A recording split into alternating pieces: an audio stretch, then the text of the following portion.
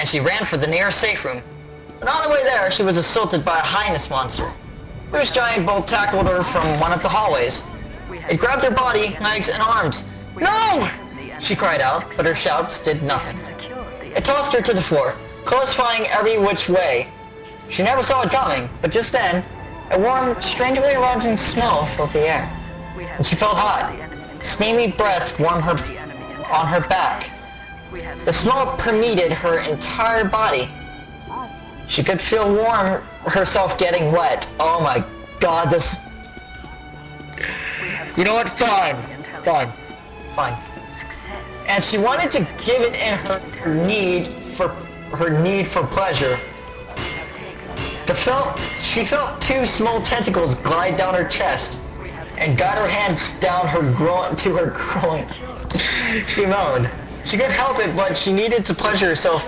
But the need to pleasure herself grew and grew, before finally she gave in. Her fingers rushed in deep and hard.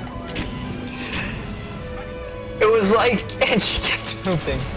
It's like she was stuck in a spell, unable to move.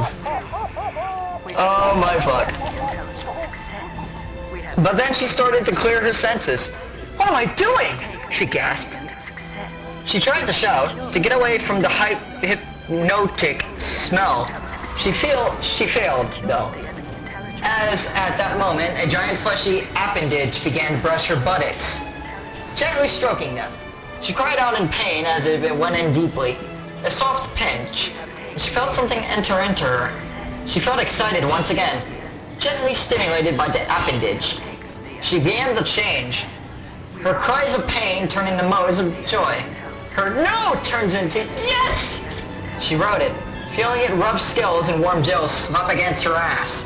The rough skin of the appendage stimulated her and she moved faster, and for some reason I'm so hard right now. Why, I don't know. As they both reached...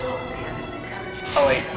The two more appendages grasped her, one forcing itself into her pussy and the other into her mouth.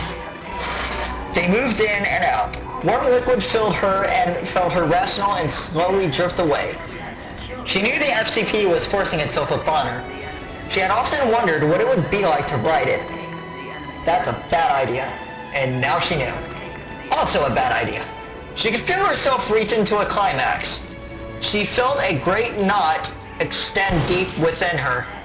And for some reason this does expand dong. I don't know why, but it just does. And knew the monster was about to too. She shouted in ecstasy just as the monster started to groan.